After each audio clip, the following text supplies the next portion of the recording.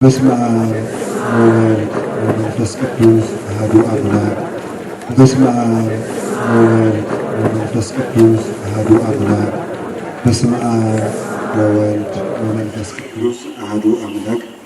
በባሕርዩ ሞት በመንግሥቱ ሽረት የሌለበት ዘላለም ሥላሴ ቅዱስ እግዚአብሔር በልባችን አስበን በአንደበታችን ተናግረን ስለማንዘልቀው ምሕረቱ ቸርነቱ ስሙ ለዘላለም የተመሰገነ ይሁን። እግዚአብሔርን የወለደችልን የድኅነታችን መሠረት የመሰብሰባችን ምክንያት እናታችን ቅድስት ድንግል ማርያም ወላዲተ አምላክ ክብር ምስጋና ይግባት። ክቡር አባታችን መልአከ ገነት አባ ናትናኤል የዚህ ታላቅ ደብር ዋና አስተዳዳሪ፣ የተከበራችሁ ሊቃውንተ ቤተ ክርስቲያን፣ መምህራን፣ ካህናት፣ መነኮሳት አባቶች፣ የቅድስት ቤተ ክርስቲያን ጌጥ የሆናችሁ ምእመናን አንድ አምላክ በሚሆን በአብ በወልድ በመንፈስ ቅዱስ ስም እንደምን ሰነበታችሁ? እንደምን ዋላችሁ? እንደምን አመሻችሁ? ኃጢአታችን ታቅሶ በቸርነቱ እስከዚች ሰዓት ያደረሰን የአባቶቻችን አምላክ ቅዱስ እግዚአብሔር ስሙ የተመሰገነ ይሁን። በመካከላችን ተገኝቶ እንዲያስተምረን ልቡናችን እንዲከፍትልን ቅዱስ ፈቃዱ ይሁንልን። አኮ እግዚኦ ዘንትናገር እምኀቤነ በይንተ ዘዚአከ አላ አንተ ተናገር በውስጤትነ ይላል አረጋዊ መንፈሳዊ። ስላንተ እኛ ከራሳችን የምንናገር አይደለንም፣ አንተ በውስጣችን አድረህ ስላንተ አንተ በእኛ ተናገር እንጂ ብሎ እንደተናገረ እግዚአብሔር በእኛ እንዲናገር በእኛም እንዲሰማ ቅዱስ ፈቃዱ ይሁንልን። እንደ እግዚአብሔር ቅዱስ ፈቃዱ የምንማማርበት የትምህርታችን ኃይለ ቃል ወይረሴነ ድልዋነ በዛቲ እበድ በሚል ርዕስ እንማማራለን። በአማርኛ ሲተረጎም ለዚህች ስንፍና ያብቃን የሚል። እስኪ አንድ ጊዜ በሉ፣ እንደገና በሉ። ለዚህች ስንፍና ያብቃን። እንደገና በሉ። ለዚህች ስንፍና ያብቃን በሉ እስኪ። ለምንድን ነው የሚያበቃን? ለዚያኛው ስንፍና አይደለም፣ ለዚህች ስንፍና ያብቃን። በዚህ ርዕስ ነው የምንማማረው። የምናገኘው በቤተ ክርስቲያን ከቤተ ክርስቲያናችን የጉባኤ መጻሕፍት ከሆነው ከአንዱ ከመጽሐፈ መነኮሳት ማር ይስሐቅ 18ኛው አንቀጽ ላይ እናገኘዋለን። ቤተ ክርስቲያን የምታስተምራቸው 4 ጉባኤያት አሏት። የብሉይ ኪዳን ጉባኤያት 46 መጻሕፍት ይተረጎማሉ። የሐዲስ ኪዳን መጻሕፍት 35 መጻሕፍት ይተረጎማሉ። ሶስተኛው ጉባኤ ሊቃውንት ነው። በዚህ የሊቃውንቱ ድርሳናት፣ ተግሳጻት፣ እዝናት፣ ምዕዳናት እነዚህ ሁሉ ይተረጎሙበታል። ይሄ ሶስተኛው ጉባኤ ነው። አራተኛው የቤተ ክርስቲያን ጉባኤ መነኮሳት ይባላል። ብሉይ ኪዳን ንባብ ነው። አዲስ ኪዳን ትርጓሜ ፍጻሜ ነው። ሊቃውንት ደግሞ ብሉያቱና ሐዲሳቱ ለሰው እንዲበላ ሆነው የተፈተፈቱበት የተተነተኑበት ለሰው አቅም እንዲገባ ሆነው የቀረቡበት ሰው መስማት እንዲችላቸው ሊቃውንት ያመሰጠሩበት ክፍል ነው። ጉባኤ መነኮሳት ደግሞ በብሉይ ኪዳን የተተነበየው ትንቢት በሐዲስ ኪዳን ተፈጽሟል። በሐዲስ ኪዳን የተፈጸመው ትንቢት በሊቃውንት ተተርጉሟል። በሊቃውንት የተተረጎመው ቃለ እግዚአብሔር በመነኮሳት ተኖሯል ማለት ነው። ስለዚህ የክርስትና መጨረሻው መማር ሳይሆን መኖር ነው። እስኪ መኖር በሉ። ነቢያት ትንቢት ተናገሩ። በሐዲስ ኪዳን መድኃኒታችን መጥቶ ትንቢቱን ፈጸመው። ሊቃውንት አባቶቻችን ተረጎሙት። መነኮሳት ደግሞ ኑረው የኑሮውን ምስጢር አሳዩን፣ ቀመሱት ማለት ነው። መጨረሻውን ማየት ማለት እሱ ነው። በሱታፌ አምላክ ከእግዚአብሔር ጋር ተዋህደን የምንኖርበትን ምስጢር እነዚህ የመነኮሳት መጻሕፍት ያሳዩናል ማለት ነው። ወይም ደግሞ መላካዊ ሰው ከእግዚአብሔርነት ሱታፌ አግኝቶ ተፈጥሮ የነበረውን ለእንስሳነት፣ ለአውሬነት፣ ለሰይጣንነት አስገዝቶ ራሱን ወደ እንስሳነት፣ ከመላክነት ወደ ሰውነት፣ ከሰውነት ወደ እንስሳነት፣ ከእንስሳነት ወደ አውሬነት፣ ከአውሬነት ወደ ሰይጣንነት የሰው ልጅ ወርዶ ነበረ። አሁን ደግሞ በአንጻሩ ሕያው ቅዱስ እግዚአብሔር ሥጋው ቃል ክርስቶስ መጥቶ እኛን ከእንስሳነት ወደ ሰውነት፣ ከሰውነት ከአውሬነት፣ ከሰይጣንነት፣ ከአውሬነት፣ ከእንስሳነት አውጥቶ ወደ ሰውነት ከዚያም በላይ ወደ መላእክነት መለሰን። ከዚያ በኋላ መድኃኒታችን ኢየሱስ ክርስቶስ ሰው በመሆኑ ምክንያት ሰይጣን፣ አጋንንት የነበሩት የሰው ልጆች መላእክትን ለመሆን በቁ ማለት ነው። መላእክትን ለመሆን በቁ። ስለዚህ ሰው መልአክ ሆነ ማለት ነው። ስለዚህ ምን አለ? ብእሲ መነኮስ ዘይተግህ ሌሊተ በልቦ ወበአይምሮ ይተሐዘብ ከመለባስ የሥጋ ውእቱ። አንተ ሰው ሌሊት በትጋሃ ሌሊት በጸሎት ቀን በአንቦ መጻሕፍት በትርምት በመራብ በመጠማት ቅዱሳት መጻሕፍትን በማንበብና በተዘክሮ እግዚአብሔር ጸንቶ የምታየው ንጹሕ ሰው ካየህ አንተ ሰው ያ ሰው ሥጋ ለባሽ አይምሰል፣ ያ ሰው በእርግጥ መልአክ ነው ይላል። በእውነቱ ማሪሳይ ያ ሰው በእርግጥ መልአክ ነው። ሰውነቱን የገታ ጥሪትን የናቀ ዓለምን ከነምቾቱ አሽቀንጥሮ የመነነ በንጽሐ መላእክት የጸና ትጋሃ ሌሊትን ገንዘብ ያደረገ በአንቦ መጻሕፍት ያሸበረቀ ልቡናው ዊዘ ምስጢራት የሚፈሱበት ሰው ካየ ያ ሰው ሥጋ ለባሽ አይምሰልን፣ ያ ሰው እውነትም መልአክ ነው ብሎ ይነገራል። ይህ የመልአክ ሕይወት የምናገኘው በመነኮሳት መጽሐፍ ነው። ከዚህ ጉባኤ አንዱ ስለሆነ ማር ይስሐቅ ቅዱስ ሶርያዊ አባት ነው። እሱ የጻፈውን አንስተን እንማማራለን። የቅዱስ ኤፍሬም ደቀ መዝሙር ነው። ርዕሳችን ምንድን ነው? ምን አላችሁ? ለዚህ ስንፍና ያብቃል። ከላይ ከአንቀጹ ሲጀምር እንዲህ ብሎ ይጀምራል። ይቺ ስንፍና ምንድናት? ይችን አይተን ነው የምንጨርስ ባጭሩ። ይቺ ስንፍና ምንድናት ነው? ሰው ለጥበብ ያብቃል ይላል እንጂ ለስንፍና ያብቃል ይላል? መጽሐፉ ግን ምን አለ? ለስንፍና ያብቃል። ለዚህ ስንፍና የሚጠቅም ስንፍና አለ ማለት ነው። አንድ ጊዜ እስኪ ሁላችሁ የሚጠቅም ስንፍና በሉ፣ የማይጠቅም ትጋት በሉ። የማይጠቅም ትጋት አለ የለም? ምሳሌ ሰይጣን ያንቀላፋል፣ ይራባል፣ ይጠማል፣ ይደክማል፣ ይቸገራል፣ ይመሽበታል። ታዲያ ሰይጣን ይጸድቃል? ግን ትጉ ነው አይደለም? የማይጠቅም ትጋት አለ። ሸረሪትም ትጉ ናት፣ ምንም አታንቀላፋም። ለፍታ የምትሰራው ግን በሳር ቢበጣጠስ ድር ነው የምታዘረው። ዝንብም ትጉ ናት፣ የምትተጋብበትን ቦታ እናንተ ታውቁታላችሁ። ንብም ትጉ ናት። የንብ ትጋት ማር ይሰራል፣ የዝንብ ትጋት ማርን ያበላሻል። የሰይጣን ትጋት ዓለምን ያጠፋል፣ የመላእክት ትጋት ዓለምን ያድናል። የማይጠቅም ትጋት አለ፣ የሚጠቅም ትጋት አለ። የማይጠቅም ጥበብ አለ፣ የሚጠቅም ስንፍና አለ። የማይጠቅም ዲያብሎስ ጥበበኛ ነው። ጥበበኛ እንዴት አድርጎ ተንኮሉ እንዳይታወቅበት እባብን ለብሶ እንዴት አድርጎ እንዳሳሳተው እኛን ራሱ ጨልጦ ገርኝቶ እንዴት አድርጎ እንደሚያታልለን ሰይጣን ጥበበኛ መሆኑን የየራሳችን ሕይወት ምስክር ነው። ኃጢአቱ እንኳን የለቀቀን ይመስለንና ከወር በኋላ ከሁለት ወር በኋላ ከሶስት ወር በኋላ ከስድስት ወር በኋላ ከአንድ ዓመት በኋላ እያደባ መልሶ ባላወቅነው መንገድ ገመዱን እየሸረበ ሁላችንም ጨልጦ ገርኝቶ በኃጢአት ወጥመድ ውስጥ ይጥለናል። ተነሳ ሲመስለን ይጥለናል።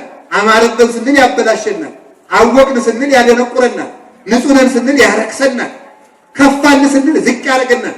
ተንኮለኛ ነው። የማይጠቅም ጥበብ ነው። ይሁዳም ጥበብ ነበረው። ይሁዳን ጥበብ በስይም እንዲህ አድርጌ መጀመሪያ የምስመው ነው እሱን ያዙ ብሎ ደግሞ በዚያውም ላይ ደግሞ ኋላ ይሁዳም እኮ በነገራችሁ ላይ ጌታን የሸጠው እኮ ጌታን አልጠላው። ታውቃላችሁ ይሁዳ ጌታን እንደማይጠላው ይጠላዋል እንዴ? እንዴት ብሎ ነው የሸጠው? እሱም እንደለመደ ይሰወራል፣ እኔም ሳንቲሜን በልቼ ወደ ጌታ እመለሳለሁ ብሎ ነበር የሸጠው። ሳይሆን ቀረ እንጂ ማለት ነው። ምክንያቱም ጌታ ወነሱ እብነ ከመ ይውግርዎ ይላል ዮሐንስ ምዕራፍ 8 ላይ ጌታችን መድኃኒታችን ኢየሱስ ክርስቶስን ሊወግሩት ድንጋይ ያነሱ ይላል።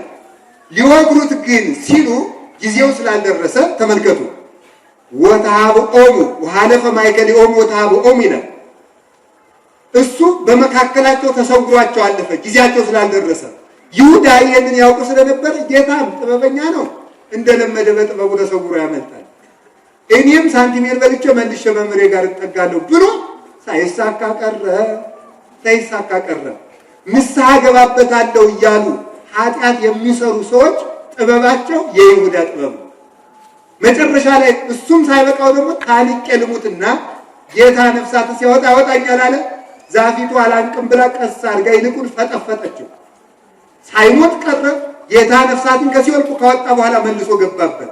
የማይጠቅም ፍልስፍና፣ የማይጠቅም ጥበብ አለ፣ የሚጠቅም ስንፍና አለ። ለሚጠቅመው ስንፍና እግዚአብሔር ያብቃን። ያ የሚጠቅመው ስንፍና ምንድን ነው ስንል እንዲህ ይላል። እስመ ፍቅረ እግዚአብሔር ሎቱ ስብሐት ምውቅ ይነድድ ውስተ ጠባኢ ብሎ ይጀምራል። ክብር ምስጋና ይግባውና በልብ መታሰቡ በቃል መነገሩ ከፍ ከፍ ይበልና የእግዚአብሔር ፍቅር በሰው ልቡና የምትነድ እሳት ናት ብሎ ይናገራል። ክብር ምስጋና ይግባውና የእግዚአብሔር ፍቅር በሰው ልብ ውስጥ የምትነድ የምትቀጣጠል እሳት ናት ይላል። ያቺ እሳት ይላል እምከመ አይመ መጥቶ ለብሲ ተመልከቱ ጽኗ ሕማመ ሰውን ያቺ እሳት ሰውን በጽኑ ማቃጠል ያቃጠለችው እንደሆነ በጽኑ ማናደድ ያናደደችው እንደሆነ ተመልከቱ። ነፍሱ ዝንጉ ወተአነብስ ነፍሱ እማይምሮ ተዚአሃ የእግዚአብሔርን ፍቅር ከማወቁ የተነሳ ነፍሱ ዝንጉ ትሆናለች ይላል። በደንብ አስተውሉ። በልብ መታሰቡ ልድገምላችሁ፣ በቃል መነገሩ ከፍ ከፍ ይበልና የእግዚአብሔር ፍቅር በሰው ልብ የምትቀጣጠል እሳት ናት። የእግዚአብሔር ፍቅር በሰው ልብ የነደደች የተቀጣጠለች እንደሆነ የሞቀች እንደሆነ ሰውየውን ጽኑ ባለደዌ ታደርገዋለች፣ ጽኑ ሕሙም ታደርገዋለች። ያ ሰው በፍቅረ እግዚአብሔር የታመመ እንደሆነ የዚያን ጊዜ ወተአነብስ ነፍሱ እማይምሮ ተዚአሃ የእግዚአብሔርን ፍቅር ከማወቋ የተነሳ የሰውየው ነፍስ ዝንጉ ትሆናለች፣ ትረሳለች። ምንድን ነው የምትረሳው? ይህ ሰው እግዚአብሔርን ፍቅር ከማወቋ የተነሳ ወይ ከውን ገጹ ቀያ ፊቱ እንደ እሳት ያበራል፣ ያቃጥላል። ከእሳት እንደገባ ብረት ያቃጥላል፣ ያናድዳል፣ ያበራል፣ ያጽደለድላል። ወይ ከውን ስጋሁ ምውቀ ስጋው ደግሞ ምን ይሆናል? የሚያቃጥል እሳትን ይሆናል። አካሉ ይናደዳል፣ ይቃጠላል። እንግዲህ ይሄ ምንድን እንደሆነ እናውቅ። አስቀድሞ የእግዚአብሔር ፍቅር ምንድናት ብሎ ነው የተረጎመው? ይኸው ስትረሱ ምን አላችሁ? በሰው ልብ ውስጥ የምትነድ ምንድናት? እሳት። ባለቤቱ ጌታችን መድኃኒታችን ኢየሱስ ክርስቶስ ሉቃስ 12 ቁጥር 49 ላይ እንዲህ ብሎ ተናግሯል። እሳተ አምጻይኩ ለብሔር ምንተ እፈቅድ ዘእንበለ አንድ ዶታ። ለዚህች ዓለም ምን ይዘህላት መጥተሃል ትሉኝ እንደሆነ ለዚህች ዓለም እሳት ይዤላት መጥቻለሁ አለ ጌታ። ባለቤቱ ነው እንዲህ አለ። ምን ይዤላት መጥቻለሁ አለ? እሳት። ያንን እሳት ምን ልታደርገው ትፈልጋለህ ትሉኝ እንደሆነ ምንተ እፈቅድ ዘይን ወደ አንድ ዶታ ማቃጠል ነው እንጂ ምን እፈልጋለሁ? ክርስቶስ ወደዚህ ዓለም ይዞት የመጣው አንድ ነገር አለ። ምንድነው? አሁን ነግሬያችኋለሁ። ምን አላችሁ? እሳት። ያንን እሳት ምን ማድረግ ይፈልጋል? ማንደድ ነው። ማንደድ ነው የምፈልጋል። ለዚህ ዓለም ይዤለት የመጣው እሳት ነው። ያንን እሳት ምን ልታደርገው ትወዳለህ የሚል ካለ ማቃጠል ነው እንጂ ምን እፈልጋለሁ አለ። ያ እሳት ምንድነው ብለናልስ? ማር ይስሐቅ ምን አለ? ያማ እሳት እሱን መውደድ ነው። እስኪ እሱን መውደድ ነው በሉ። እሱን መውደድ ነው። እሱን መውደድ እሳት ነው። ስለዚህ ለዚህ ዓለም እሳት አምጥቼለታለሁ ማለት ለዚህ ዓለም ፍቅሬን ይዤለት መጥቻለሁ ማለቱ ነው። ፍቅሬን ይዤለት መጥቻለሁ። ሰው በእግዚአብሔር ፍቅር ሲያዝ በእግዚአብሔር ፍቅር ሲያዝ ልቡ ህውክ ይሆናል። ህውክ ይሆናል። የታመመ ሰው የጣመ የላመ ቢያቀርቡለት እንዳይስማማው ምንም ነገር የማይስማማው ይሆናል። ሹመት ቢያቀርቡለት አልፈልግም፣ መብል ቢያጣፍጡለት አልፈልግም፣ ልብስ ቢደራረቡለት አልፈልግም፣ ውዳሴ ከንቱ ቢያቀርቡለት ምስጋና ለባህሪ አምላክ ለሱ ስቦ ወዱ ስለሚባለው እግዚአብሔር ነው። ለኛማ የሚገባል ጽሬት ነው። መንጻት በስሙ ነጽተን መኖር ነው እንጂ ምስጋና ይገባል። ሀብት ያቀረቡለት እንደሆነ ብኢልማ የሚገባው ባይል ዘይደቅህ ወለሚባለው ለማያበድሩት ባለጸጋ ለእግዚአብሔር ነው እንጂ ለኛማ የምንስማማ ድህነት ነው ይላል። ከፍ ከፍ ያደረጉት እንደሆነ ለኛማ ክብር አይገባልም። ክብር የሚገባው ክብርን ለማይፈልገው ክብረ ሁሉ ዓለም ለሆነው ለክርስቶስ ነው እንጂ ለኛማ የሚገባ ውርደት ነው ይላል። ለኛማ የሚገባ መራቆት ነው። ሊቅነ ጥበበኛነ ጠቢብነ ሲሉት ደግሞ ጠቢብማ ዛጥራ ለበብል ዲል በምድር በማይ ምድርን በውሃ ላይ ያጸናው ዘማይ ሁቱ ታረገው በጥበብከ የተበጠበጠ ውሃ የነበረውን የሰው ልጅ በእናቱ ማህፀን አርግቶ አካል ዘያክል ሰጥቶ ዘይስለው ለሕፃናት በውስተ ማህፀን ይላል ቅዱስ ያሬድ። ሕፃናትን በማህፀን የሚስላቸው ለእርሱ ጠቢብ መባል ይገባል እንጂ ለእኛማ የሚገባል ደናቁርት አላዋቂዎች መባል ነው ይላል። ሁሉም የዓለም ክብር የማይስማማው ይሆናል። ለምን በእግዚአብሔር ፍቅር ታሟልና።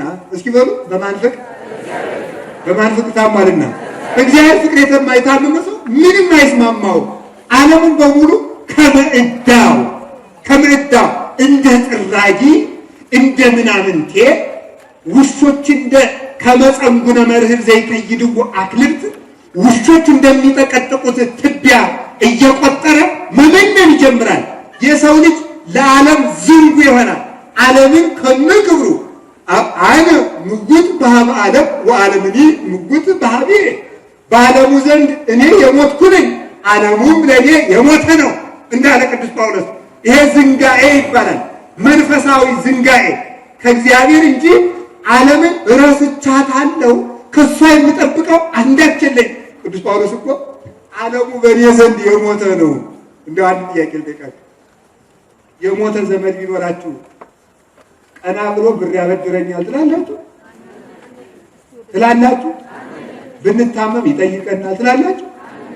ብንቸገር ይሰጠናል ትላላችሁ? ቢርበን ያበላናል ትላላችሁ? ተመልከቱ። ዓለምን እንደዚህ አድርጋታለሁ። የሞተች ናት። እንዲያው ከዓለም እኔ ይጣፍጠኛል የምለው ነገር የለኝም። ሽቷን እንዳልፈልገው በመዓዛ ክርስቶስ የጣፈጥኩ ነኝ። ሹመቷን እንዳልፈልገው በመንግስተ ሰማያት የነገስኩ ነኝ። ምስጋናዋን እንዳልፈልገው ኑ ቡሩካን ላቡየ ብሎ ፈጣሪ እንዲያመሰግነኝ እንጂ ፍጡራ እንዲያመሰግነኝ አልፈልግም። ጥበቧን እንዳልፈልገው ጥበቡ ለአብ የሚባል ስቂው ቃል ክርስቶስን እሰብካለሁ። ልብሷን እንዳልፈልገው ክርስቶስን የለበስኩ ነኝ። በሚጣፍጠው መብሏ እንዳታታልለኝ ህብስተ ሕይወት ክርስቶስን የተመገብኩ ነኝ። መጠጧ እንዳታልለኝ ስት የመድኃኒት ክርስቶስን የጠጣሁ ነኝ። በዘመድ ብዛት በሰራዊት ብዛት እንዳታታልለኝ የመላእክት ማህበርተኛ ነኝ። ዓለም በኔ ዘንድ የሞተ ነው አለ። ዓለም የሞተ ነው፣ እኔ ለዓለም የሞትኩ ነኝ አለ። እኔ ለዓለም የሞትኩ ነኝ ምን ማለት ነው? ጳውሎስ ይህን ይሰራልኛል ብላ ዓለም በኔ ዘንድ የኃጢአት ተስፋ የላትም። ወይ በዝሙቱን ይሰራልኛል፣ ወይ ስርቆቱን ይሰርቅልኛል፣ ወይ ይክድልኛል እንዳትለይ ዓለም በእኔ የኃጢአት ተስፋ እስከምትቆርጥ ድረስ ፈጽሞ የእግዚአብሔር ሆኛለሁ ማለት ነው። ፈጽሞ ዓለም እንግዲህ የፈለገውን ብታደርግ አምኑ ዘያንቀለቅል ማለት ነው። እንዲህ አለ ሰሎሞን ማይ ብዙ ይቅላ አጥፎታ ለፍቅር ወአፍላግኒ እያንቀለቅልዋ። የወንዞች ብዛት ፍቅርን ሊያጠፋት አይችልም። የፈሳሾችም ብዛት ፍቅርን አይነቅላትም። ፍቅርን በምን እንደመሰላት አያችሁ? አንደኛ በእሳት መሰላት፣ ሁለተኛ በዛፍ፣ አንደኛ በእሳት ማይ ብዙ ይቅል አጥፎታ ለፍቅር መኃልየ ዘሰሎሞን ምዕራፍ 8 ቁጥር 7 ላይ የወንዝ ብዛት ፍቅርን አያጠፋትም አለ። ተመልከቱ፣ ወንዝ የተባለ የዓለም ጎርፍ ነው። ለእግዚአብሔር ያለንን ፍቅር ዓለም የምትሰጠው የፖለቲካው ጎርፍ፣ የዝሙቱ ጎርፍ፣ የሽሞቱ ጎርፍ፣ የውበቱ ጎርፍ፣ የምንም ጎርፍ በእግዚአብሔር የተቀጣጠለውን ፍቅራችን የሚያጠፋው ጎርፍ የለም።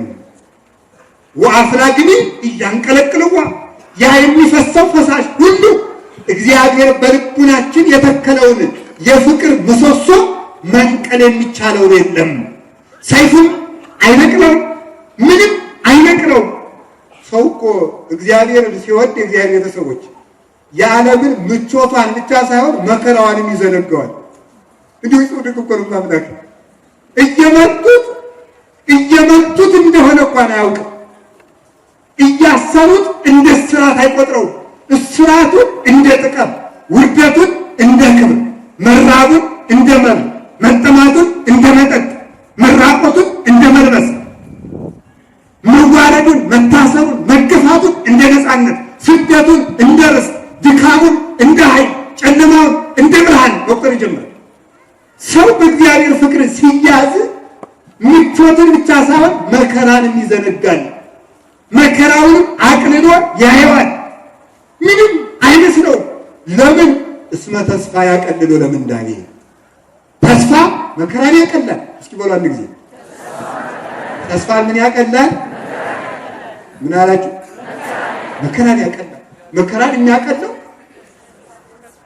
ነቢያት መከራቸውን የሚረሱት በምን ነበር? ትዝ ይላችኋል? ክርስቶስን አልተወለደም፣ ልጅነት አልተሰጠም። በስራት በረሃብ በችግር ናት። ክርስቶስን እየተራቡ በዲያብሎስ እየተጠቀጠቁ በጨለማ ተግዘው ነበር የሚኖሩት። ግን በምን ደስ ይላቸው ይመስላችኋል? ገና ይወለዳል ብለው በተስፋው። እመቤታችን ሳትወለድ ገና እኮ ነው በርቀት አይት ይዛቲ እንተት የውጽ ተመልከቱ ከመጎ ብሪት ከመፀሐይ እንደ ጨረቃ የደመቀች እንደ ፀሐይ የሞቀች ያቺ ማና ይላል። ያቺ እንደ ማለዳ ጎህ የምትጎበኝ ማና ይላል። እንደ ማለዳ ጎህን የሚጎበኘው ድሃ ነው ሀብታም ነው? እያየ ጎህን የሚወድ ድሃ ነው ሀብታም?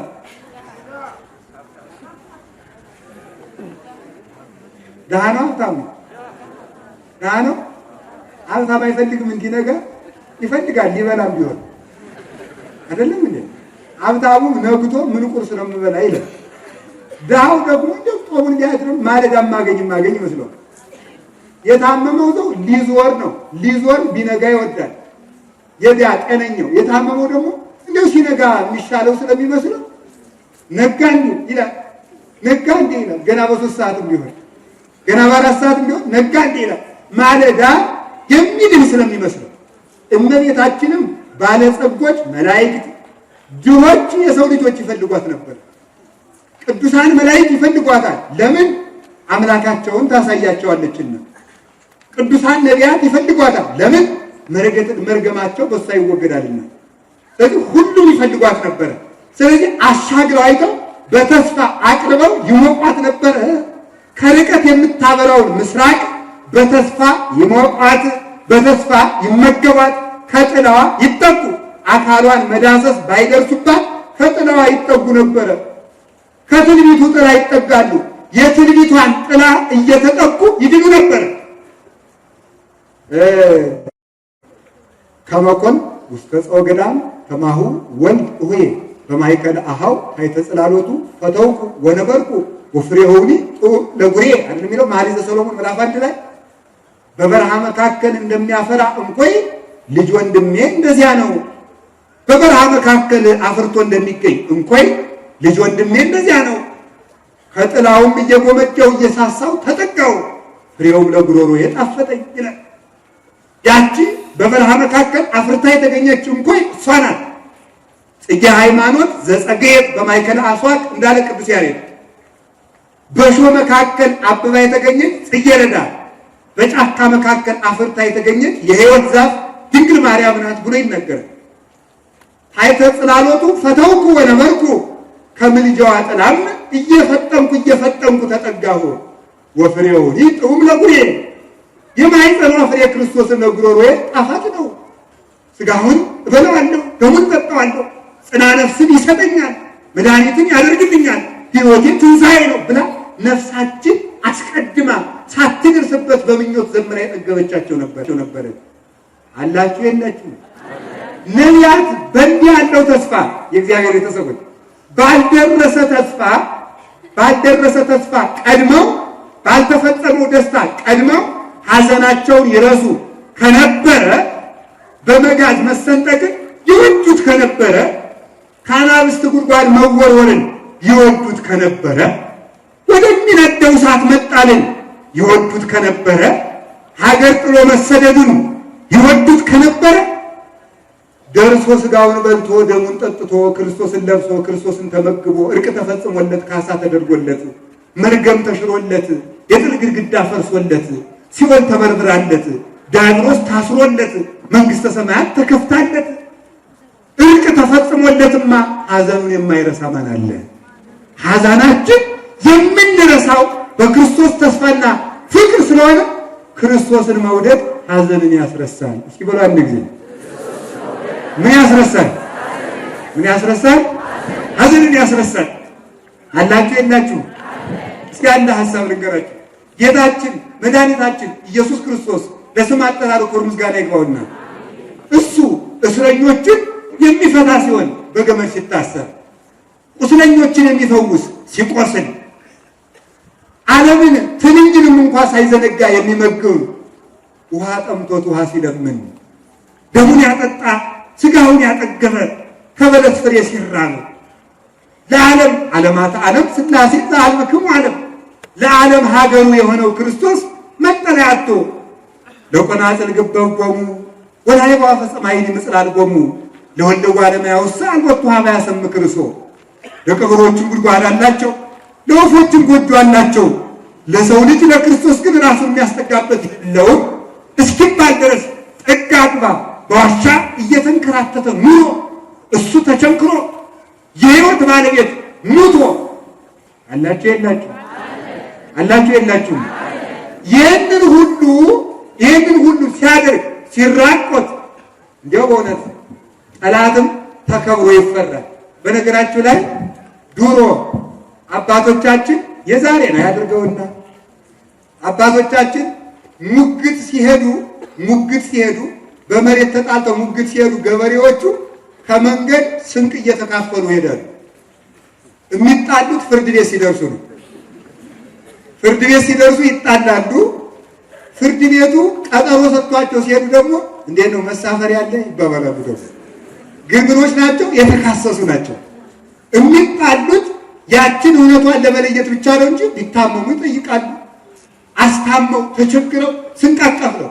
እንደውም አንድ ጊዜ አንድ የቤተ ክርስቲያን መምህር ሲከሰሱ ያ የከሰሷቸው ሰዎች እኛ አባታችን መምህራችን ናቸው፣ ወንበሩም የክርስቶስ ነው፣ እናከብራቸዋለን እና እሳቸውን እንደ ወንጀለኛ አቁመን አንከስም ብለው ፍርድ ቤት ወንበራቸውን ተሸክመው ወደው ከሰዋቸዋል። ወንበራቸውን ተሸክመው ሄደው እዚያ ላይ አስቀምጠው ነው። አባቶቻችን እንደዚያ ነበሩ። እንደው ጠላትም ይከበራል። ድሮ እንደው ሊቃውንት ሲተረጉሙ ምን ወለ ይናገራሉ? መምህሮቻችን ሲተረጉሙ በጉባኤ ቤት የተማረ ሰውና መንፈሳዊ ሰው እንኳን ፍቅር ጠብ ያውቃል ይላል። ምን ያውቃል? ጠብ ያውቃል። ለምንድን ነው ጠብ የሚያውቀው? እናንተ ጸብ ብላችሁታል። እሺ ጠብ ጥሩ ነው፣ ግዝ ነው ጸብ።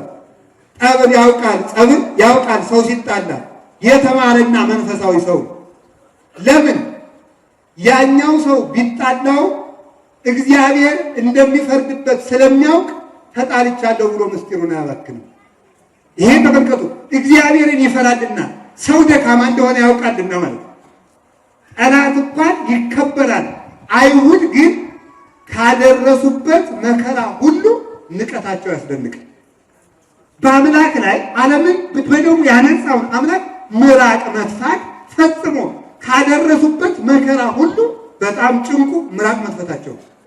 እንዴት ምራቅ ይተፋበታል? ሰቅለውስ ቢተውት ምን አለ? ግን ንቀታቸውን ፈጸሙበት።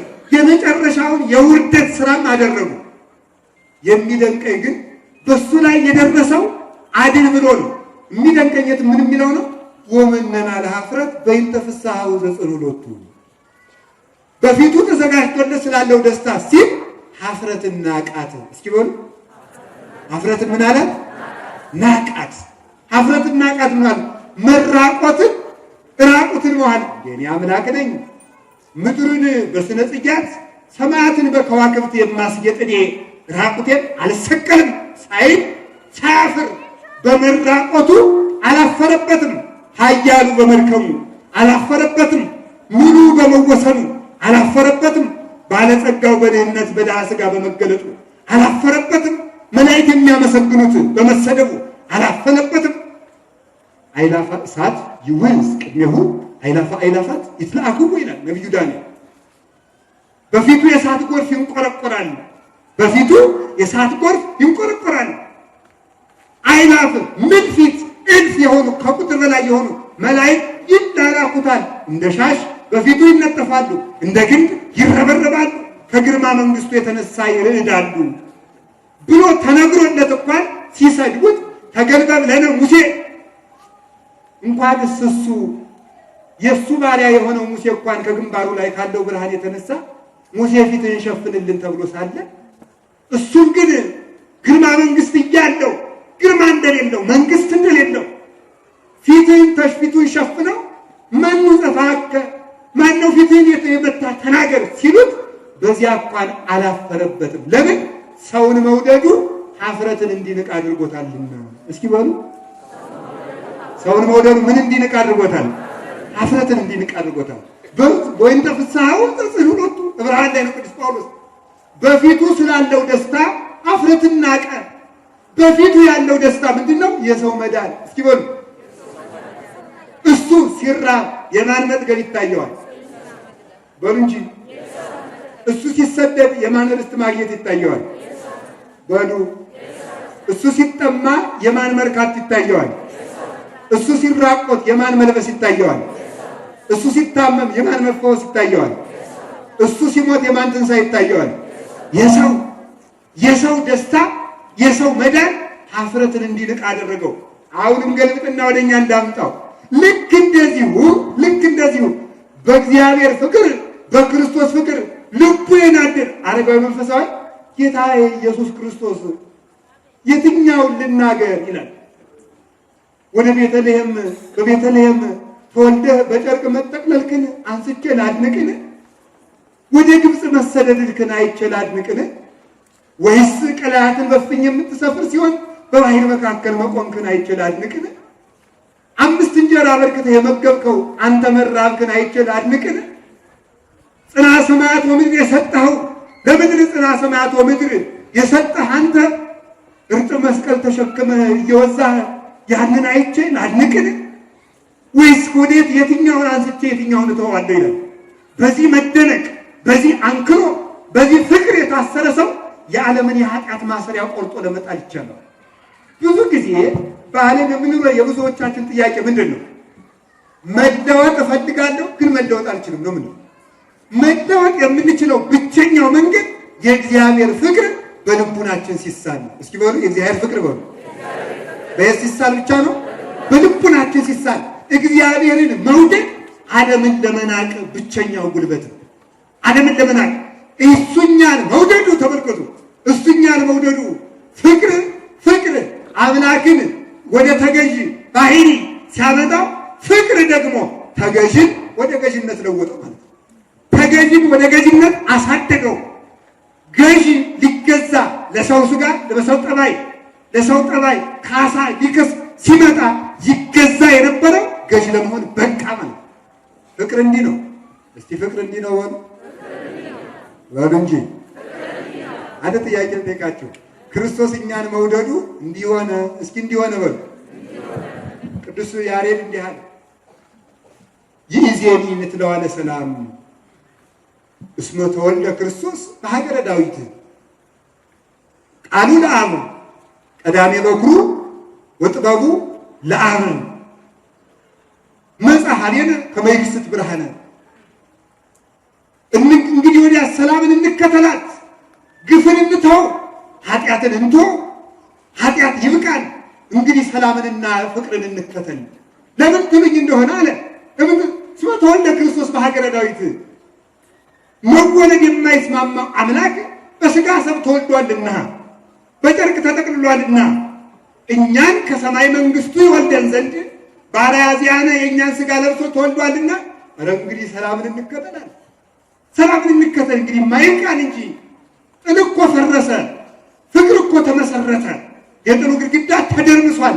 እንግዲህ ሰላምን እንከተላል አለና ሲያበቃ መጽሐፌነ ከመ ይክስት ብርሃነ ብርሃን ልጅነትን ሊገልጥልን ተገልጧል። ሕዝብ ዘይነብር ውስተ ጽልመት ወጽላሎተ ሞት ብርሃን አብይ ሰረቀ ላዕሌሆሙ ማቴዎስ 4:17 ላይ በጨለማ የሚኖር ሕዝብ እስኪ በሉ ታላቅ ምን አየ? ብርሃን አየ። ምን ማለት ነው? በጨለማ የሚኖር ሕዝብ ታላቅ ብርሃን አየ። በድንቁርና ለሚኖር ሕዝብ ጥበብ ክርስቶስ ተወለደለት። በድንቁርና ለሚኖር ሕዝብ፣ በክደት ለሚኖር ሕዝብ ሃይማኖት ክርስቶስ ተወለደለት። በባርነት ለሚኖር ሕዝብ ነፃ የሚያወጣን የነፃነታችን ራስ ሰላማችን ክርስቶስ ተወለደልን። ለተቸገሩት ባለጸጋው መለኮት ሰው ሆነ። ለዳይነታችን አስወገደው፣ ደመሰሰው። በጨለማ ለሚኖሩት ብርሃን ክርስቶስ ተወለደላቸው። በባርነት ለሚኖሩት ልጅነትን የሚሰጥ ክርስቶስ ተወለደላቸው። አላችሁ የላችሁ? አላችሁ የላችሁ? ቀላል ሸክም ክርስቶስ ተወለደ። ቀላል ሸክም ክርስቶስ ተወለደ። እንዴት ነው ቀላል ሸክም? ዲያብሎስ ምን ያደርጋል? አላችሁ የላችሁ? አይሁድ ስብ እያጤሱ ደም እያፈሰሱ ይሄ ሸክም ነበረባቸው። ዲያብሎስ ግን ተመልከቱ፣ መጦር ቀሊል ተመልከቱ። ቀላል ሸክም ማን ነው ብትሉኝ ይላል አባ ጊዮርጊስ፣ ቀላል ሸክም ማለት የክርስቶስ ሕግ ብቻ ሳይሆን ፋቶን ራሱ ክርስቶስ ቀላል ሸክም ነው። ለምን? ዲያብሎስ ልጆቻችሁን አርዳችሁ መስዋዕት አቅርቡልኝ ይላል። ክርስቶስ ግን ቀላል ሸክም ነውና እንኳን ልጅ ረዱልኝ እኔ ልታረድና ብሉኝ ይላል። ቀላል ሸክም ክርስቶስ። እሱን ያልተከተል ማንን እንከተል? ማንንም አንከተልም። ሌላው ከባድ ሸክም አለበት ያልገባው። አሁን ክርስቲያኖችን ቢያርዱ ቢጨፈጭፉ ሕሊናቸው በከባድ ሸክም የተያዘ። የኛ ግን አምላካችን መድኃኒዓለም ኢየሱስ ክርስቶስ ቢመለሱ የነሱም አምላካቸው ክርስቶስ ሸክም የሚያከብድ ሳይሆን አብሉኝ የሚል ሳይሆን ብሉኝ የሚል፣ አጠጡኝ የሚል ሳይሆን ጠጡኝ የሚል፣ አልብሱኝ የሚል ሳይሆን ልበሱኝ የሚል ቀላል ሸክም ክርስቶስ ነው። ይሄ ተወልዷልና እንግዲህ ሰላምን እንተዋ ካለ በኋላ እንከተላት አለና ቅዱስ ያሬድ። አላችሁ የላችሁ? ሰብ ዘይከውን ሁሉ ኳን ዘይንበል ኃጢአት ባይት ከኃጢአት ብቻ በስተቀር ሰው የሚሆነውን ሁሉ ሆነ። እስኪ ብሎ አንድ ጊዜ በሉ። ኃጢአት ብቻ በስተቀር ሰው የሚሆነውን ሁሉ ሆነ። ተመልክቱ። እንዴት ብሎ ስንለው አስቀድሞ ምንላ ተመልክቱ። እስመ ተወልደ ክርስቶስ በሀገረ ዳዊት አናይስዮ አበሳነ። በደላችን ትቶ ኃጢአታችን ትቶ ንቆ አጥቅቶ መበደላችን ትቶት እሱ ሰው ሆኗልና። ምን ሆነ? ሰው መሆን ብቻ አልበቃውም። የሰው ስጋ ለብሶ እኮ ወዲያው ቢያርግ እኮ የእኛን ስጋ ለብሶ በሉ ምሬያቸዋለሁ ብሎ ቢሄድ እኮ ባልደነቀን ነበር። ሰው የሚሆነውን ሁሉ ሆነ። መራብንም መጠማትንም መቸገርንም ሁሉንም አደረገ። ሳይችል ቢያደርገው ባልደነቀን። ሁሉን የሚችል አምላክ ተቸግሮ ማየት ግን ድንቅ ነው።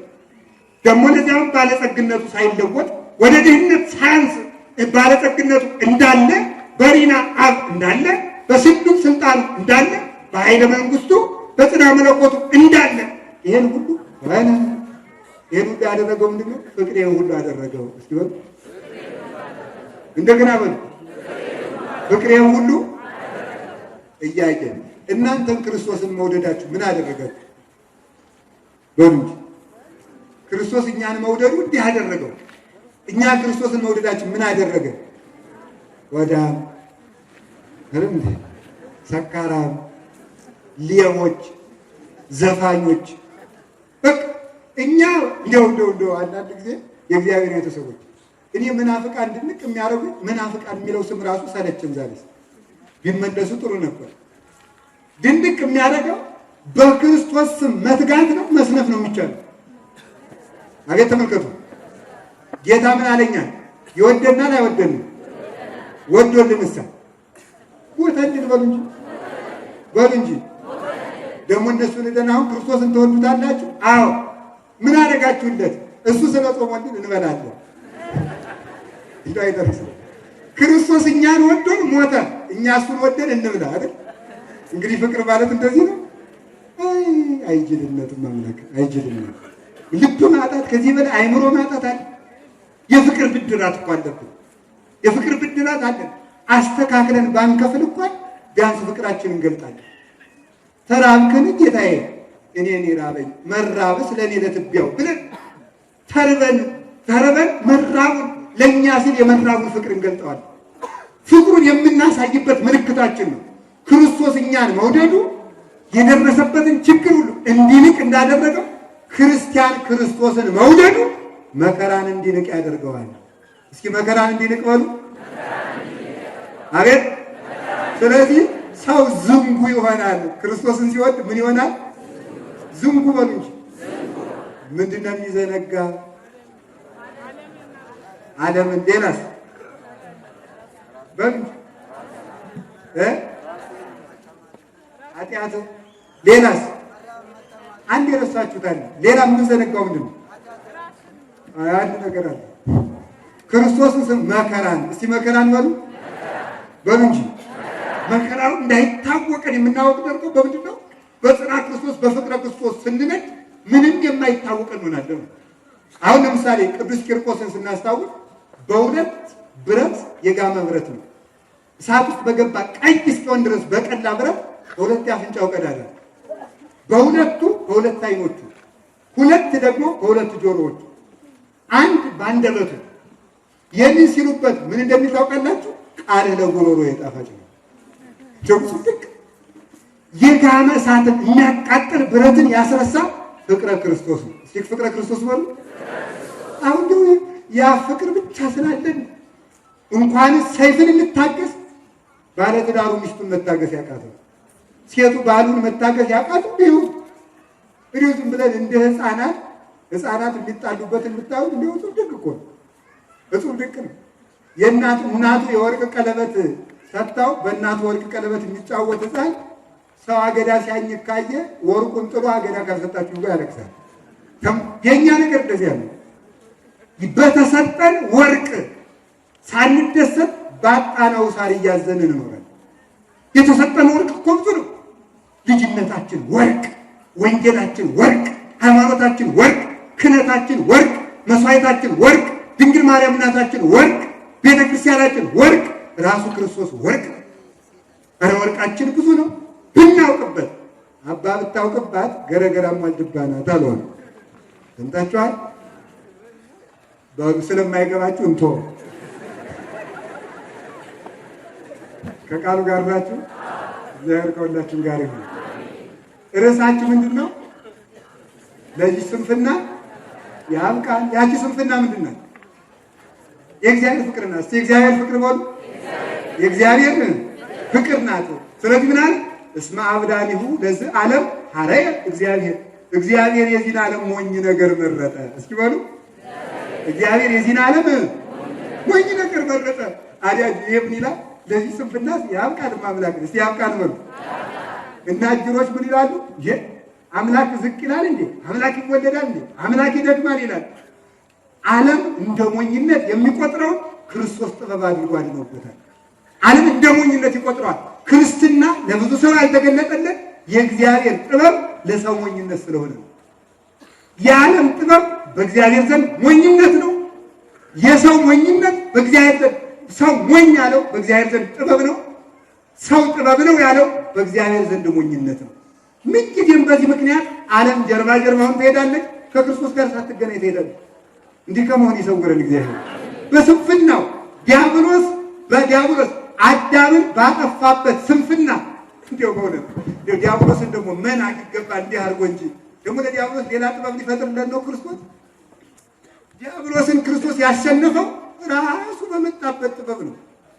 እባብን ልብስ አድርጎ መጥቶ ሔዋንን ቢያሳስት ስጋን ልብስ አድርጎ መጥቶ ዲያብሎስን ቀጠቀጠው። ስለዚህ በዲያብሎስ እሱ አዳምን ሰነፍ አድርግበታለሁ ባለ በዚያው ስንፍና ክርስቶስ ጥበብ አድርጎ በመንፈሳዊ ጥበብ ዲያብሎስን አሸንፎታል። ይህች ጥበብ ክርስቲያኖችን ታኖራቸዋለች። አላችሁ የላችሁ? አላችሁ የላችሁ? እስኪ አንድ ጥያቄ ልጠይቃችሁ። እባብ ሔዋንን ይህን በለስ ብሉ ስትል እባብ ብቻ ናት? በውስጧ ማን አለ? አቤት ሰይጣን አለ አይደል? በጣም ግሩም። ጌታችን መድኃኒታችን ኢየሱስ ክርስቶስ አምላኬ አምላኬ ለምን ተውከኝ ብሎ ሲጮህ ስጋ ብቻውን ነው የሚጮህ? መለኮት አብሮት ተዋህዷል። እንዲያውስ መለኮትና ስጋ ብሎ መነጣጠል ይቻላል? አይቻልም። ተመልከቱ። ይህ ጥበብ ለዓለም ስንፍናው ነው። እስከ ዓለም ክርስቶስን አያውቀውም ሰው እስከ ፍጻሜ ነገር። ክርስቲያኖች ግን አውቀውት ይኖራሉ። የክርስቶስ ጥበብ ለስንፍና ሆኖባቸው ያልተሰናከሉ እነዚህ ንዑዳን ክቡራን ስለሚባሉ እሱ ምን አለ? በእኔ ያልተሰናከለ ብፁዕ ነው። እስኪ በሉ በእኔ ያልተሰናከለ ምንድን ነው? ጥበቤ ሳይገባው ቀርቶ ስንፍናው ነው። አምላክ ከሆነ ለምን ደከመ? አምላክ ከሆነ ለምን ተጠማ? አምላክ ከሆነ ለምን ተወሰነ? አምላክ ከሆነ ለምን ጠየቀ? አምላክ ከሆነ ለምን ተሰደደ? አምላክ ከሆነ ለምን አንቀላፋ ሳይል ለጥበብ ያደረግኩትን እንደ ስንፍና ሳይቆጥር ጌትነቴን አይቶ በዓይን መንፈሳዊ አይቶ በተመስጦ ልቡናዊ አድቆ ልቡናዊ ጌትነቴን ተረድቶ ያደገ ሰው እሱ ክቡር ነው። ስለዚህ መጽሐፈ መነኮሳት ክብሩ ለሥጋ ተመስጦ አማናዊ ሀበ እግዚአብሔር ሕያው። የሥጋ ክብሩ የልብ ክብሩ ምንድን ነው?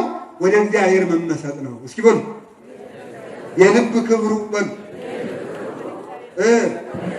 እግዚአብሔር ማለት ነው መመሰጥ ነው። እግዚአብሔርን ራሱን ማሰብ ፍቅሩን ጌትነቱን እንዲህ ያለውን ነገሩን ማሰብ ኃጢአትን እርግፍ አድርጎ ከልብ አውጥቶ ለመጣል ትችላላችሁ።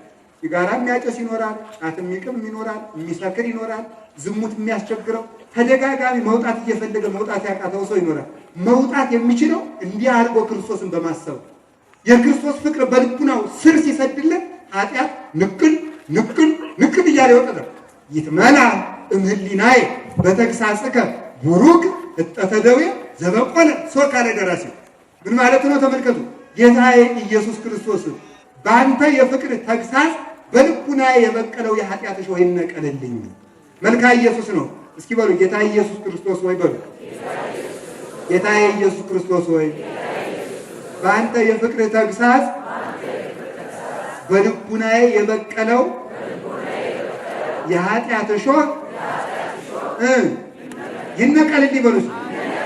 ዛሬ ነቅሎ ይጣልልን ሆኖ። ስለዚህ የሚነቀልልን በምኑ ተግሳጽ ነው? እንዲያውም አንድ ነገር ልንገራችሁ። ጌታችን በመዓቱ ከሚገስጸን ይልቅ በፍቅሩ የሚገስጸን ይከብዳል። አይከብድም? አንተ እኔ ለአንተ ብዬ ተሰቀልኩልህ፣ አንተ ባይሆን ለእኔ ብለህ ጫትን መተው ያቅትሃል ብሎ በፍቅሩ ይገስጻል። አንተ እኔ እኮ ሥጋዬና ደሜን ሰጥቼሃለሁ፣ አንተ ባይሆን የሚጠፋ የሳንቲም ድቃቄ 10 በኩር አትነፍገኝ ብሎ በፍቅሩ የሚገስጸው እንዴት ድቅ ነው! አንተ እኔ ለአንተ ብዬ ተሸነከርኩልህ፣ አንተ ለእኔ ብለህ ጥቂት ኪዳን እንኳን ማለዳ መጥተህ ማድረስ ያቅትሃል አትሰነፍ ብሎ በፍቅሩ የሚገስጸን ድንቅ ነው። በጠብ አይገስጽም እግዚአብሔር፣ በፍቅሩ ግን ይገስጻል። በፍቅሩ ተግሳጽ የኃጢአታችን እሾህ ተነቅሎ ከልቡናችን ይወድቃል። ነቅሎ ይጣልልን አላችሁ። ስለዚህ ተመልከቱ፣ ያቺ ፍቅር አለ ወይቲ ታስተጋግጦ ለልብ አለ። ይቺ ክርስቶስን መውደድ ልብን ተሰበስበዋለች። እስኪ ተሰበስበዋለች ነው ታደርገዋለች። ችግር ያለ ሰው አለ በእውነቱ ማግባትም ያምረዋል፣ መመንኮስም ያምረዋል። መዝሙርም ጥሩ አድርጎ የሚዘምር ሲያይ ደግሞ ዘማሪ መሆን ይፈልጋል። ሰባኪ ሲያይ ኧረ እኔ ሰባኪ ነው መሆን ይላል። ደግሞ መነኩሴ ሲያይ እኔ መነኩሴ ነው መሆን ይላል። እንደው በሱ ደግሞ ሰርግ ተገኝቶ ተደርጎ መኪኖቹ ሞሰብ በላያቸው ላይ ሰቅለው ሲሄድ መቼ ነው የማገባ ይላል። ደግሞ መከራ እኮ ነው ተመልከቱ ማለት ነው። ሁሉንም ደግሞ ከሁሉም እገኛለሁ ይላል። ልቡ ብትን ብሎበት አንድ እንኳን ጥግ ያለ ይህን የሚሰበስበው ምንድን ነው? ክርስቶስን መውደድ። እስኪ በሉ ምን ማድረግ ወይ ታስተጋቦ ለልብ ወይ ተሐድጎ ከመይሪ ልብን እንዲንከራተት አሳልፋ የማትተው ክርስቶስን መውደድ ነው ይላል። እድል አትሰጠውም። ልብ ይንከራተት ዘንድ ይዞር ዘንድ ይበተን ዘንድ እድል እንዳያገኝ የምትሰበስበው ልብ ናት፣ ፍቅር ናት። ለዚህ ምን አለ ተመልከቱ። አባቶች ምን ይላሉ? ልብን በእናት አህያ ሕዋሳትን በግልገል አህያ ይመስሏቸዋል። ግልገል አህያ አታውቁ?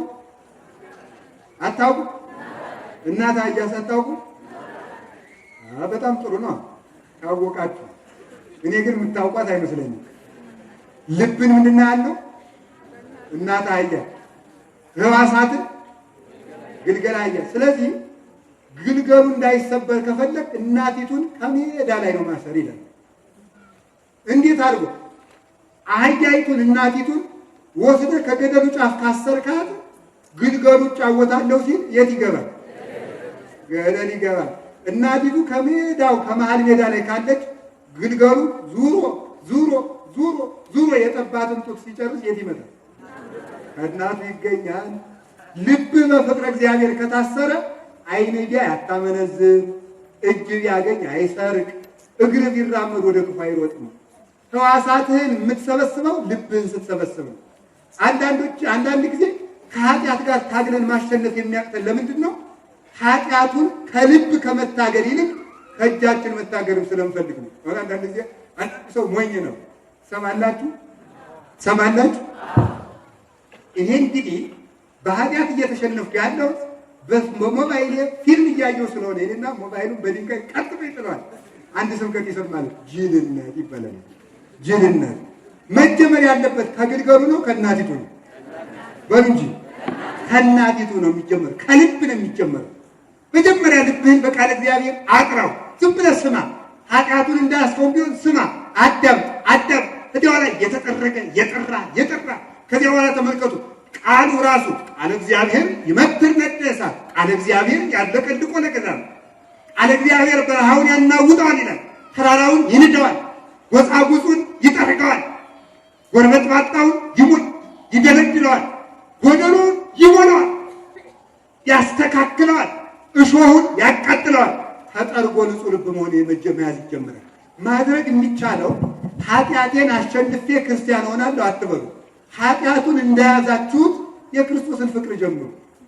ምን ማለት ነው? ኃጢአቱን ውደዱት ማለት ይመስላችኋል? ኃጢአቱ ውስጥ እንዳላችሁ ተመልከቱ። ሌሊት ተነስቼ ተመልከቱ። በዓላቴ ወበለያልዬ መኃልየ ሰሎሞን ነው። ሌሊት በምንጣፌ ላይ ነፍሴ የወደደችውን ፈለግኩት። እስኪ በሉ ሌሊት በምንጣፌ ላይ ነፍሴ የወደደችውን ምን አልኩት? ምንጣፍ ምን ማድረጊያ ነው? መተኛቻ ነው አይደለም? የሚተኛው በምንጣፌ ላይ ማለት ምን ማለት ነው? አመኝታ ላይ እግዚአብሔርን ፈለግኩት ለማለት ነው አይደለም። ምን ማለት ነው? በምንጣፌ ላይ መኃልየ ሰሎሞን ላይ ነው ያለው። በምንጣፌ ላይ ነፍሴ የወደደችውን ፈለግኩት ማለት ከነ ኃጢአቴ እያለሁ ቢሆን አምላኬን እፈልገዋለሁ። ከነ ኃጢአት በኃጢአቴ ስንፍና አልጋ ላይ እንደተዘፈቁ እንደወደቅኩም ቢሆን ክርስቶስን እፈልገዋለሁ። ጠንክሮ ነፍሴ የወደደችውን አላያችሁም እላለሁ። ቤትም እየዞረች አይታችኋታል። ነፍሴ የወደደችውን አላያችሁም? አማልኩ ግን አወለደ ኢየሩሳሌም በኃይሎ በጽንዑ ለገዳም። እናንተ ኢየሩሳሌም ቆነጃጅት አምላችኋለሁ። ነፍሴ የወደደችውን አይታችሁት እንደሆነ ንገሩኝ። ብትነሳ ውስተ መላእክት ተመልከቱ፣ ውስተ መስያጣት፣ ገበያ ለገበያ፣ አደባባይ ለአደባባይ፣ ጓሮ ለጓሮ፣ ዋሻ ለዋሻ ነፍሴ የወደደችውን እፈልጋለሁ። ነፍሴ የወደደችውን አላያችሁም? በሉ እስኪ በሉ እናንተ የኢየሩሳሌም ቆነጃጅት በሉ ነፍሴ የወደደችውን አላያችሁም? እናንተ ኢየሩሳሌም ቤተ ክርስቲያን፣ ኢየሩሳሌም መስቀል ድንግል ማርያም፣ የኢየሩሳሌም ቆነጃጅት ማለት የቤተ ክርስቲያን መጻሕፍት። እስኪ የቤተ ክርስቲያን መጻሕፍት በሉ እናንተ ቤተ ክርስቲያን ቆነጃጅት ብሉያት ሐዲሳት ሊቃውንት መነኮሳት ክርስቶስን እንዴት እንደማገኘው እስኪ ንገሩኝ ማለት ነው። እንዴት አድርጌ እንደማገኘው እኔ በኃጢአት የተፈኩት እንዴት አድርጌ እንደማገኘው? ሰናይት ማንስት አንቺ ከሴቶች ይልቅ የተዋብሽ ወንድምሽ እንዴት ያለ ነው አሏት። ደግሞ ወንድሁ የጻዳው ቀይህ ወንድሜማ ነጭና ቀይ ነው። እስኪ በሉ ነጭና ቀይ ነው በሉ እስኪ ነጭና ቀይ ወንድም ያለው አላችሁ? ነጭና ቀይ ወንድም ያለው አለ? ምን ማለት ነው? ይኸውላችሁ መናፍቃን እዚህ ላይ ነው ገደል የሚገቡ። ወንድሜ ነጭና ቀይ ነው ይላል። ነጭና ቀይ ወንድም ካላችሁ አሁን መጽሐፍ ቅዱስ አይተረጎም አይደል የሚሉት እንዳለንም እንደው እናንተ ለህዝቡ አታስጨንቁት። ጥሬውን ያነብበት ትርጓሜ ምስጢር እያላችሁ አታጨናንቁት። ዝም ብሎ ህዝቡ መጽሐፍ ቅዱስን አንብቦ ይረዳው ብለዋል። እሺ ወንድሜ ነጭና ቀይ ነው ይላል። እኔ ነጭና ቀይ ወንድም የለኝም። ምን ላድርገው ነው? ወንድሜ ነጭና ቀይ ነው። መኃልየ ሰሎሞን ምዕራፍ 5 ቁጥር 8 ላይ ወንድሜ የተባለ ክርስቶስ ነው። ወንድማችን የተባለ ስጋችን ስለለበሰ ነው። ነጭና ቀይ ነው ማለት ጻዕዳ በመለኮቱ ወቀይ በትስብእቱ በመለኮቱ መብረቅ ነው፣ በስጋው የሚታመም ነው። እንደ ሰውነቱ ደሙን ያፈሰሰ ነው፣ እንደ ጌትነቱ ቁስል የሚፈውስ ነው። ትሁት ዘይሐምም ልዑል ዘይትነከር ይላል ዲዮናስዮስ። የማይመረመር ምጡቅ ነው፣ የሚታመም ትሁት ነው። የሚታመም ትሁት ነው። ወንድሜማ እንዲህ አለ ነው ብላ መለሰችለት። እንዲያ ብለው ሲሏት ያዋለናል ንስቲተ አሊፌ እምኔሆም ረከብኩ ጉዛ አፍቀረት ነፍሴ ከነሱ ጥቂት ልፍ ብዬ ነፍሴ የወደደችውን አገኘው። እስኪ በሉ ነፍሴ የወደደችውን አገኘሁት። ታግሰን ነፍሳችን የወደደችውን ክርስቶስን ለማግኘት ያብቃል። ዓለምን መዘንጋት የሚቻለው በዚህ መልኩ ነው። ክርስቶስን የክርስቶስን ውበት በልቡን አስሮ በማየት ለልብ በማሳየት መዘንጋት ይቻላል። ስለዚህ ነፍሱ ትዘነጋለች። ስጋው ነፍሱ እንዳይሽከረከር ወስና ገታ የምታኖርለት ይችላል። ለምን ካልከኝ ይቀጥላል። ማሪሳይ እንዲህ ይላል አላችሁ የላችሁ እስመ ኃይለ መንፈስ ይሄይን እምህማማተ ስጋ ምን አለ? ሐልዮ ጸጋ ሐልዮ ኃጢአትን ይነቅላልና በሉ ሐልዮ ጸጋ ሐልዮ ኃጢአትን ምን ያደርጋል? ይነቅላል። እንደገና ሐልዮ ጸጋ ሐልዮ ኃጢአትን ኃጢአትን ማሰብን ነቅሎ መጣል የሚቻለው ምንም በማሰብ ነው? ጸጋን በማሰብ። እስኪ በሉ ጸጋን ማሰብ የሚቻለው ማንን በመውደድ ነው? እግዚአብሔርን በመውደድ ነው። ጸጋውን አሁን ተመልከቱ። መነኩሴ የምንኩስናን ጸጋ ቢያውቀው ምንኩስናውን በዝሙት ሊጥለው ይችላል? በነገራችሁ ላይ ማለት እንደውና ለእናንተ ብቻ ተናግሬ ከምቀር ስለ ምንኩስናም ጥቂት ብናገር አይከፋችሁም? ይከፋችኋል? ይከፋችሁም እናገራለሁ። ምንድን ነው የማንኛውም ሰው ነፍስ ስትሞት ስትሄድ ብትጸድቅም እንኳን መንገድ ላይ ትደነግጣለች። የመነኩሴ ነፍስ ግን መንገድ ላይ አትደነግጥ። ለምን ሲባል በምንኩስናዋ ክንፈ ጸጋ በጥፊ የመተቻቸው አጋንንትን ትሄዳለች። መጽደቁን ዝክር ዘክሮ መጽደቅ ይቻላል። መነኮሳት ግን አጋንንትን እየጸፏቸው እየረገጧቸው ይሄዳሉ። ለምን? በዚህ ዓለም ክርስቶስን መስለው ኑረዋልና፣ በፍጹም መስለውታልና። ተመልከቱ፣ አትርፈው ከሕግ በላይ የሰሩ ናቸው። እኔ ላለው አባቶቻችን እንደ ቁም ነገረኛ ልጅ ይላሉ። ለነገሩ ቁም ነገረኛ ልጅ አታውቁም፣ ቁም ነገረኛ ስላልሆናችሁ ከፋችሁ። ግድ የለም ሊከፋችሁ፣ ነፍሳችሁን አይክፋት እንጂ። ልጄ እንጨት ለቅመህ ና ይለዋል። እንጨት ለቅመህ ና በሉ። እንጨት እንግዲህ ገጠር እንጀራ የሚጋገር በምንድን ነው? በእንጨት ነው። የኤሌክትሪክ ምጣድ የለም። በእንጨት ለቅመህ ና ሲባል ምን ይላል ደግሞ ልጁ? አይ እናቴና አባቴ እኮ አይሆንለትም ብለው ነው እንጂ እንጨት ብቻ ያዘዙኝ፣ ለቤት መስሪያ ልጥ ልጬ ገመድ ፈትዬ ብመጣ አይከፋቸውም ብሎ ያልታዘዘውን ምን ጭምር ይዞ ይመጣል? ገመድ ይዞ ይመጣል። መነኮሳት ቁም ነገረኛ ልጆች ናቸው። እንዴት? እግዚአብሔር በአንድ ሚስት ተወስናችሁ፣ በአንድ ባል ተወስናችሁ፣ አስራት በኩራት አወጣችሁ፣ እንግዳ ተቀብላችሁ፣ ስጋውን ደሙን ተቀብላችሁ ኑሩ እና ትድናላችሁ ቢል አይሆንላቸውም ብሎ ነው እንጂ ንጽህናችን ጠብቀን ብቻችን ብንኖርስ ጠልቶ ነው? መልአክ ብንመስልስ ከፍቶት ነው ብለው ከሕግ በላይ የሚኖሩ ናቸውና እነዚህ በዚህ ይመሰላሉ ይላል። አላቸው የላችሁም? በዚህ ምንኩስናንም የወለደው ፍቅር ነው። እስቲ ፍቅር በሉ።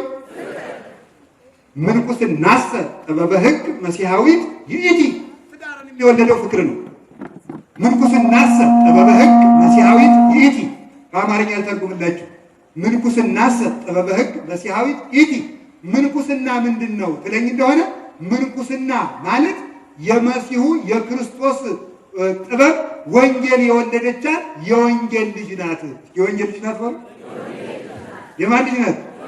ሕገ ምናኔ፣ ሕገ ትሕትና፣ ሕገ ፍቅር፣ ሕገ ትሩፋት፣ ሕገ መላእክት፣ ሕገ ንጽሕና፣ ሕገ ቅድስና፣ ሕገ መንኖ ጥሪት ማን ናት? ምንኩስና ናት ይላል። ይህን የወለደው ምንድን ነው?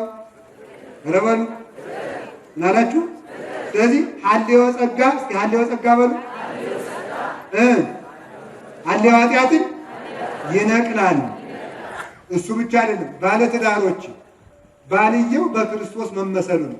ሚስቲቱ በቤተ ክርስቲያን መመሰሉ አለ። ቢያውቁት ኑሮ በኃጢአታቸው በላይ ዝሙት ይሰራል። ክርስቶስ ሌላ ቤተ ክርስቲያን አለችው? ቤተ ክርስቲያን ሌላ ክርስቶስ አለ? የላትም። ይህንን ጸጋ እስተመልከቱ፣ ተመልከቱ። እስመ ኃይለ መንፈስ ይሄይ ሕማማተ ሥጋ። ጸጋን ማሰብ ኃጢአትን ከማሰብ ያድናል። እስኪ በሉ አንድ ጊዜ ጸጋን ማሰብ ኃጢአትን ከማሰብ ያድናል። ከመብል መርጠን ሥጋውን ደሙን እንደምንመገብ ከመጠጥ መርጠን የክርስቶስን ደም እንደምንጠጣ ቢገባን ኑሮ በአፋችን ሰው በእውነት ቅጠል ይበላበታል? ጭስ ያጨስበታል? ስለዚህ ተመልከቱ፣ ፍቅር ከዚህ ሁሉ ያድናል። ያልኳችሁ ለምንድን ነው? ጸጋን የሚያስረሳው ክርስቶስን መርሳት ነው። የክርስቶስን ፍቅር መርሳት ጸጋን ያስረሳል። ጸጋን መርሳት ኃጢአትን ለማስታወስ ስር ይጠቅማል። ለዲያብሎስ በር ይከፍትለታል። ጸጋችን ከመርሳት ይሰውረን። አሜን በሉ። ስትጾሙ ጾምን ተመልከቱ። ስትጾም የሚበላ አሳማ ይበላል? ይጾማል? ይጾማል? ይጾማል? አህያሰብ በነገራችሁ ላይ እየሞተች ሁሉ የምትበላ እንስሳ አህያ ነው። እየሞተች እንዲሁ ግርም ነው የሚያደርገው ማምላክ። እየሞተች እየተንፈላገጠች እያለች ትበላለች። እየሞተች እዚያ ግን ጭድ ካለ ትበላለች። እኔ ባይኔ አይቻለሁ። አዛኝ እየሞተች የምትበላ እኛም እኮ እየሞት ነው የምንበላ። እየሞት አይገባውም። በተለይ የከተማው ሰው ነው እየሞተ ደም ግፊት እያለው ስኳር እያለ እየገደለው ይበላል። ደግሞ ያረሳል እንደው አይጣል ነገር ሰው እየሞተ ይበላል። ስለዚህ ተመልከቱ፣ መላእክት ይበላሉ አይበሉ? ስለዚህ መጾም የመላክ በሉ፣ መብላት የእንስሳት። ስለዚህ ስንጾም ሚካኤልና ገብርኤል እንደምንመስል ብናውቀው ኑሮ ጸጋችን ብናስብ እንጀራ እናስባለን?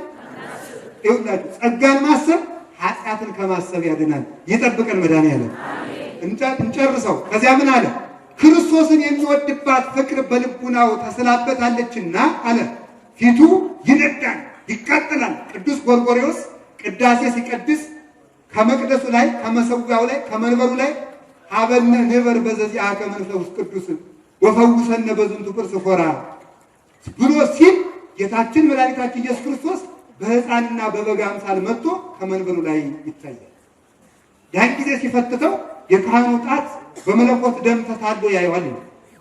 ያንን አይቶ ጌታዬ ጌታዬ ለእኔ ብለህ ተፈተትክን ብሎ አቅፎት ሲያለቅስ ቅዳሴው ረዝሞ መሽቶ ሰው ሁሉ ቁሞ ይጠብቀዋል። ሲወጣ ፊቱ በእሳት የተቃጠለ መስሎ ይወጣ ነበረ። ለምን? በፍቅሩ ይነዳልና። በፍቅሩ ይነዳልና በሉ። በፍቅሩ ይነዳልና። በፍቅሩ ስለሚነድ መቆም አይታወቀው፣ መቸገሩ አይታወቀው።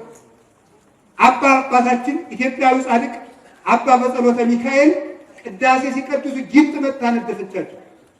ቅዳሴው እስኪያበቃ ድረስ ጊንጢቱ ከሳቸው ላይ እንደተተከለች ቆየች። ሳያውቁት ቅዳሴው አልቆ አቁርበው ሲጨርሱ ወደው። ተመልከቱ፣ ፍቅር ጊንጥ የለ፣ እባብ የለ፣ ጦር የለ፣ ፍቅር የማያስረሳው የለ። ክርስቶስን መውደድ እንኳን ኃጢአትን ጦርን ያስረሳል፣ እባብን ያስረሳል፣ መርዝን ያስረሳል። ሁሉንም ምንም ልታደርጉኝ አትችሉም። ምንም የሚያዩት ክርስቶስን እንጂ መንኮራኩሩን አይደለም። ቅዱስ ጊዮርጊስ 40 ቀን የተዘጋጀውን መንኮራኩር እሱን ለመፍጨት የተዘጋጀው መንኮራኩር 40 ቀን የፈጀው። በቅዱስ ጊዮርጊስ መንኮራኩር 40 ቀን ባዘጋጁ ሰዎች ተንኮል እንደነቃለን እንጂ 40 ዓመት 50 ዓመት የቤተክርስቲያን ለማጥፋት የሚማከሩም አሉ። ዙሮ ዙሮ ግን አይሆንላቸውም። ታዲያ ተመልከቱ፣ 40 ቀን ተመክሮ መንኮራኩሩ ላይ ቀረብ አለ። እንግዲህ ጊዮርጊስ ምረጥ፣ ወይ ክርስቶስን መርጠ መሞት ወይ ደግሞ ጣዖትን መርጠ መዳን አለ። ከዚህም አንዴ ወጣ ይሆን አለ። በህሊናው ተፈተነ አላ ወዲያው መጣለትና ሐሳብ ወፎኑ እየሄድ ከመተሰቅለ አምላኬ ክርስቶስ እንደተሰቀለ ለምን አላስብም አለና እሱ እንኳን ለማይጠቀምበት መከራ ተሰቅሏል። እኔም አክሊል ለማገኝበት መከራ እንዴት አልጸናም? በዚያውስ ላይ አምላኬ ክርስቶስ ቢሰቀል ድል አድርጎት ተነሳ እንጂ ሙቶ ቀረ። እኔስ ሙቼ እቀራለሁ እገባለሁ። ሐሳቡን ለወጠ። የክርስቶስ መስቀል መንኮራኩርን ያስንቃል። መንኮራኩርን ለመናቅ ጉልበት የሚሰጠው የመድኃኔዓለም መስቀል እሱ እንደተሰቀለ ስናየው ጦር የለ መንኮራኩር የለ ገጀራ የለ አሽቀጥረን ንቀነው እንድንገባበት ያደርጋል። ክርስቲያኖች መከራን ገብተውበት እንጂ ሸሽተው አሸንፉት። እኛ መከራን የምናሸንፈው ገብተንበት ነው እንጂ እየወጣለሁ ብትሉ አይጓጉል እማምላክን ሞቱም አይቀርላችሁ የባስ ክርስቶስ እንዳጡታላችሁ ሩጦ ክርስቶስ መከራን እናታችን ቅድስት እየሩጣ ሞከረችው። ባይሆን ይሄን አንድ ልጅ እንደ ባተርፈው ብላ ገጀራ ወደሌለበት አገር ብትሰጥ እዚያ ያዶ ጠበቃት። መስፍኑ ጠበቃት። እሳቱ ነደደ። ድምፅ አለ ጼፍ ከመነጎድጓደ ክረምት ፈጣ ሁልቅ እንደ መብረቅ ተሰማ። ሸሻለች። ሕፃኑ ቅዱስ ቂርቆስ ነይ እንግባ። ምክንያቱም መከራ ሲገቡበት ነው የሚጠፋ። ነይ እንግባልና ገባ ሲሉበት ቅዱስ ገብርኤል መጣና እንደው ቀዘቀዘ። ስለዚህ እግዚአብሔር ሰው መከራ ክርስቲያኖች መከራ ሲገቡበት ያጠፉታል፣ ሲሸሹት ያጠፋቸዋል። ሰምታችሁኛል? ሲሸሹት ምን ያደርጋቸዋል? ሲገቡበት ምን ያደርጉታል? ያጠፉታል። 30 ደቂቅ ቢሸሹ ኑሮ ይጠፉ ነበር። ስለገቡበት ግን እሳቱ ጠፋ። ስንገባበት ይጠፋል፣ ስንሸሸው ያጠፋናል። መፍትሄውና ነገሩ ይሄ ነው። አያችሁ፣ ነገር ተገለበጡ። አሁን ለሰው ሁሉ ነግረው እንዴው እናዲ እሳት እንዳይበላኝ ምን እንዲያርግ ነው ክርስቲያን ልጅ እሳት እንዳይበላኝ ምን ላድርግ ሲለኝ እሳቱ ግባ ብለው ጅል ነው መሰሉ ይሄድ። ስለዚህ ምን አለ በዚህ ስንፍና ምን ይበላል ያልቃል በሉ እንጂ ይህ ጅሉ ነው የሚለኝ። እሱ ጅልነት ነው የሚመስለው። እነ ቅዱስ ቂርቆስ ግን ጥበባቸው ነው። ስለዚህ ለሰማዕታት ጥበባቸው፣ ለነቢያት ጥበባቸው፣ ለሐዋርያት ጥበባቸው የክርስቶስ ጥበቡ የሆነች እንደ ስንፍና የሚቆጥራል። ለተጋድሎ ያብቃን። አሜን በሉ እንጂ አሜን በሉ። አላችሁ የላችሁ? እግዚአብሔር ከሁላችን ጋር ይሁን። እሺ እንጨርሰው። ከዚያ ምን አለ? ወይስ የስል እምኔሁ ፍርሃት ወኀፍረት። የክርስቶስ ፍቅር በልቡናው የተሳለበት ሰው ምን ጥቅም ያገኛል ብትለኝ አለ ፍርሃትና ኀፍረት ይርቅለታል። አንድ ጊዜ በሉ ፍርሃትና ምንድን? ፍርሃትና ኀፍረት። ፍርሃት ይርቅለታል። ምንድን ነው የምታረጉኝ? ምክንያቱም ጌታዬ እንዲህ ብሎኛል ይላል። ጌታዬ እንዲህ ብሎኛል ኢትፍርህዎሙ እለ ይቀትሉ ሥጋክሙ ወለነፍስክሙሰ ኢይክሉ ቀትሎታል። ሥጋችሁን የሚገድሉትን አትፍሩ፣ ነፍሳችሁን መግደል አይቻላችሁምና። ወባሕቱ ፍርህዎ ለዘይቅ። ተመልከቱ፣ ነፍስንም ሥጋንም አንድ አድርጎ በገሃነም መቅጣት የሚቻለው ይልቁንስ ክርስቶስን ፍሩት። እስኪ በሉ ይልቁንስ በሉ። ማንን ፍሩት? ክርስቶስን ፍሩን። ሥጋችሁን የሚገድሉትን ምን አትበሉ። ስብሐት ለእግዚአብሔር ወለወላዲቱ ድንግል ወለመስቀሉ ክቡር።